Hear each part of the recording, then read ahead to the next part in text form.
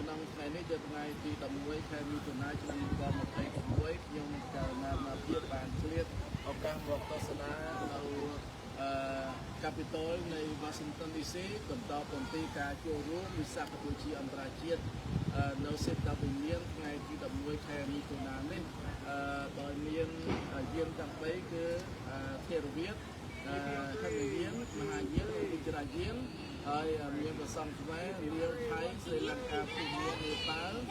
ហើយនិងទីបេតៃវ៉ាន់ចិនវៀតណាមជាដើមហើយនឹងយានទូតតំណាងផ្សេងទៀតហើយដោយមានលោកស្រីវ៉ាងបូដែលជាប្រធានអង្គការពុទ្ធសាសនាមួយក៏បានកំណត់ដំណងជាមួយនឹងមន្ត្រីនៃសេតវិមានបានបើកឱកាសដល់សាសនាយើងដើម្បីបើកកម្មវិធីវិសាខបូជាអន្តរជាតិពវេលាម៉ោង11ក្នុងកម្មវិធីនោះដែរគឺមានការតាំងពុទ្ធរូបហើយនឹងពូជាទានដោយមានតំណាងសេតវិមានពូជាទានហើយតំណាងការចាប់អារម្មណ៍ដល់ការលើកទឹកចិត្តដល់ពុទ្ធសាសនិកដែលកម្មវិធីពុទ្ធសាសនានៅក្នុងសារៈតំណែងរបស់កម្ពុជាហើយជាថ្ងៃដែលទឹកនិមិត្តដល់សម្មាសម្ពុទ្ធព្រះអង្គទ្រង់ត្រាស់ដឹងសូត្រនិងត្រាស់ដឹងនិងបរិនិព្វានហើយលោកស្រីវ៉ាងបូក៏បានរៀបរាប់ព័ត៌មានជាច្រើនតែពុទ្ធសាសនាបានកើតឡើងជាង 2000 ឆ្នាំមកហើយនៅក្នុងពុទ្ធសករាជ 2570 ឆ្នាំនៅឆ្នាំនេះបើឲ្យពុទ្ធសាសនាបានចាក់គ្រឹះនៅក្នុងតំបន់សមត្ថភាពអាស៊ីអាគ្នេយ៍របស់ប្រទេសនានាក្នុងសកលលោកពិសេសនៅក្នុងសហរដ្ឋអាមេរិកនេះយើងបានរួបរวมគ្នាដើម្បីធ្វើវិសាខបូជាតាមការវត្តហើយវត្តដល់ក្នុងសេតវិមាននេះរបស់បានអនុញ្ញាតឲ្យយើងទាំងអស់គ្នាបានរួមវិសាខបូជាដោយក្រុមយើងជាពុទ្ធសាសនាភាគវិទ្យាគឺបានថ្លែងការ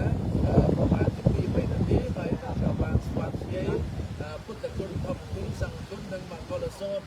នៅក្នុងពិធីបុណ្យវិសាខបូជាផងហើយមហាយានក៏បានមួយក្រុមក៏ឡើងសូត្រស្វាគមន៍ជាភាសាអង់គ្លេសហើយនិងវិជ្ជាយានមានទីពេលជាដើមក៏ឡើងសូត្រតាមបែបពុទ្ធសាសនាវិជ្ជាយានដូចនេះហើយកម្មវិធីដែលប្រព្រឹត្តទៅដោយមានទូតផ្សេងក៏បានផ្លាស់ការចាប់អារម្មណ៍ពីពេលទីក៏ទូតមួយដែរដូចនេះហើយកម្មវិធីវិសាខបូជានៅក្នុងសេតវិមានឆ្នាំនេះប្រព្រឹត្តទៅ1ម៉ោងហើយក៏យើងបានចេញទៅក៏បានទទួលខតនៅអាហារដ្ឋាននៅ Washington DC នេះដូចនេះខ្ញុំកាលណាមានការរំភើបចាប់អារម្មណ៍ដែលបាននិមន្តនឹងតំណាងដល់ព្រះសង្ឃខ្មែរយើងចូលរួមវិសាខបូជានៅក្នុងសេតវិមានលើកទី2ហើយព្រះសង្ឃខ្មែរយើងចូលបាន3លើកហើយលើកទី1ខ្ញុំកាលណាលើកទី2ដែលគុណធម្មសេរីសែមយុធីហើយលើកទី3នេះខ្ញុំណាចូលតំណាងទៀតហើយនៅឆ្នាំក្រោយនឹងមានតំណាងតទៀតនៅក្នុងសេតវិមានសូមប្រកេតពរដល់ព្រះគុណព្រះសង្ឃគ្រប់អង្គញាតិញោមពុទ្ធបរិស័ទទាំងឡាយអនុមោទនាបុណ្យវិសាខបូជានៅក្នុងវ័យហោ